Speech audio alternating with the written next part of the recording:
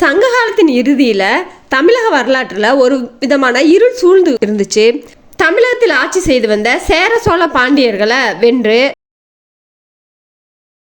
களப்பிரர்கள் யார், மீண்டும் கடுங்கோல் பாண்டியன் எப்படி களப்பிரர்களை தோற்கடிச்சு மதுரையை கைப்பற்றினாரு, அவங்க எங்கிருந்து வந்தாங்க, எப்படி ஏறக்குறைய 3 நூற்றாண்டுகளுக்கு மேல தமிழ் நிலப்பகுதியை ஆதிக்கம் செலுத்தினாங்க, இதை பத்தி எல்லாம் தான் இன்னைக்கு வீடியோல பார்க்க போறோம்.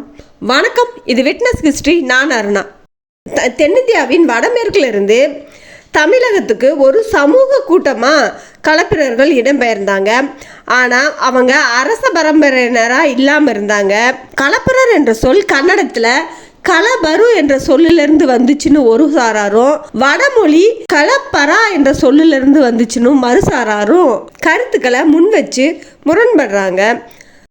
களப்பிரர்கள் ஆட்சி செய்ததற்கான சான்றுகள் பாண்டிய பல்லவ பட்டயங்கள் மூலியமா மட்டுமே தெரிய வருது. வேறு எங்கும் களப்பிரர்களை பற்றி சான்றுகள் கிடைக்கவே இல்லை.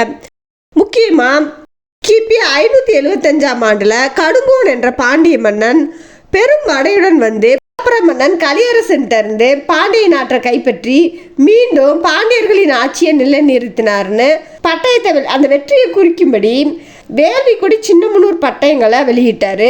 வேள்விக்குடி சின்னமனூர் பட்டயங்கள்ல என்ன வெற்றி முழக்கம் வெளியிடப்பட்டுச்சுன்னா, கடுங்கோனுக்கு முன்னும் சங்கத்தில் பாரதம் பாடப்பட்டதற்கு பின்னும் பாண்டிய நாடு களப்பிரர் ஆட்சியில் இருந்தது. அப்பொழுது எண்ணறிந்த பேரரசர் ஆண்டு மறைந்தனர் விட்டிருக்காங்க. இதுல கடுங்கோனுக்கு முன்னுங்கிறது கடைச்சங்கங்களின் இறுதி காலமான கிபி 250 என எடுத்துக்கொண்டாலும், கடுங்கோன் பாண்டியன் களப்பிரர்களை விரட்டிய காலம் கிபி 575ஆம் ஆண்டு. அதன்படி கணக்கிட்டால் இடைப்பட்ட 300 ஆண்டு காலத்துக்கு களப்பிரர்கள் பாண்டிய நாட்டை ஆட்சி செய்தது உறுதியாகுது. அச்சுத விக்ராந்தன் என்னும் களப்பிர அரசன் புகாரை தலைமையிடமாக கொண்டு சோழ நாட்டை ஆண்டு வந்தான். பௌத்த துறவி பாலி மொழியில் எழுதிய அபிவித்தமதாரம் என்னும் நூலில் இதை குறிப்பிட்டிருக்காரு. சோழ நகரமான புகாரை பற்றி எழுதியிருக்காரு. இந்த நூலின் காலம் கிபி 350 இருக்கு. இந்த அச்சுத களப்பிர மன்னன் முடிகொண்ட மூவேந்தரையும் சிறைப்படுத்தினான்னு அந்த குறிப்பிடுறாரு. களப்பிர மன்னன் பல மன்னர்களை வெற்றி கொண்டு தான் ஒரு அரசனா முடிசூட விரும்பி தில்லைவாழ் அந்தனரை போய் வேண்டியிருக்காரு தனக்கு முடிசூட்டு வைக்கும்படி. ஆனால் களப்பிரர்கள் அரச பிரம்மர்கள் இல்லைன்றதுனால மறுத்துடுறாரு. சிவபெருமானை வேண்டி ஒரு திருமுடியை பெற்று முடிசூட்டிக்கிட்டார்ன்றது பெரிய புராணம் விளக்கமாக கூறுது. களப்பிரர்கள் வலிமை குன்றியதுக்கு முக்கிய காரணம் பாண்டியர்களோ சோழர்களோ இல்லை, பல்லவர்களால தான் களப்பிரர்கள் பல துன்பங்களுக்கு ஆளானாங்க. கிபி 3ஆம் நூற்றாண்டின் தொடக்கத்தில் பல்லவர்கள் தொண்டை மண்டலத்தை கைப்பற்ற முனைகிறாங்க.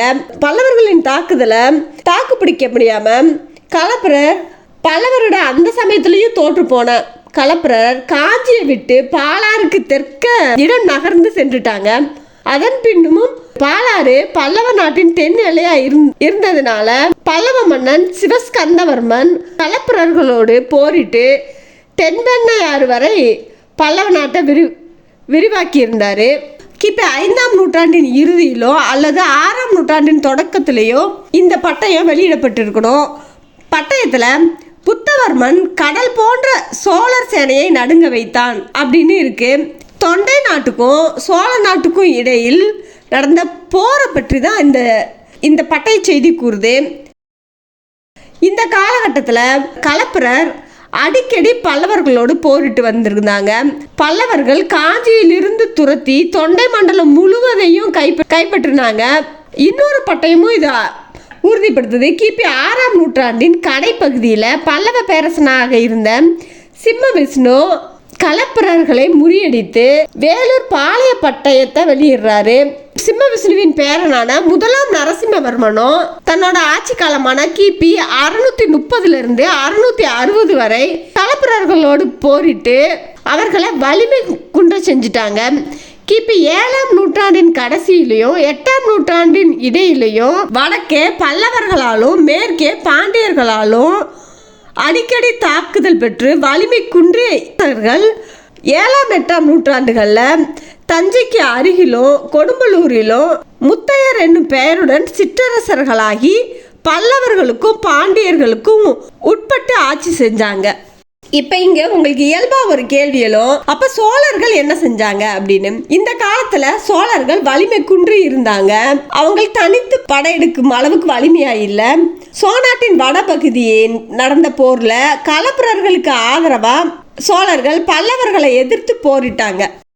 முக்கியமா பாண்டிய நாட்டுல களப்பிரர்கள் ஆண்ட பொழுதுதான் 470 சமண சங்கம் மதுரையில தோற்றுவிக்கப்பட்டுச்சு. இத திகம்பர தரிசனம் என்னும் சமண நூல்ல குறிப்பிடுறாங்க. நாலடியார்ல களப்பிர புகழப்பட்டிருக்காங்க. பல்லவராலும் பாண்டியராலும் கிபி 6ஆம் நூற்றாண்டு முதல் 9ஆம் நூற்றாண்டு வரை களப்பிரர் வலிமை குன்றி சிற்றரசர்களா இருந்தனர். சிற்றரசர்களுக்கும் சிற்றரசர்களா மாட்டினாங்க. இங்க ஒரு முக்கியமான முரணை பார்க்கலாம். தஞ்சையை ஆண்ட களப்பிரர் பல்லவர்களுக்கு அடங்கியவர்களா இருந்தாங்க. ஆனா கொடும்பலூரை ஆண்ட களப்பிரர் பாண்டியர்களுக்கு அடங்கியவராக இருந்தாங்க. ஆனா தஞ்சை ஆண்ட களப்பிரர்களுக்கு சோழர்கள் அடங்கியவர்களா இருந்தாங்க. இது கிபி 9ஆம் நூற்றாண்டு வரை களப்பிரர்கள் மிகவும் வலிமை குன்றியவர்களா இருந்தாங்க. இந்த சமயத்துல தான் கிபி 9ஆம் நூற்றாண்டின் இடைப்பகுதியில சோழ மன்னன் விஜயலால சோழன் தஞ்சை நகர களப்பிர அரசனிடமிருந்து மீட்டான். உங்களுக்கு என்னோட வரலாறு சம்பந்தமான வீடியோக்கள் பிடிச்சிருந்தா லைக் பண்ணுங்க, ஷேர் பண்ணுங்க. முக்கியமா நிறைய சுட்டி காட்டி ப்ளீஸ் சப்ஸ்கிரைப் பண்ணுங்க. தேங்க்ஸ் ஃபார் வாட்சிங்.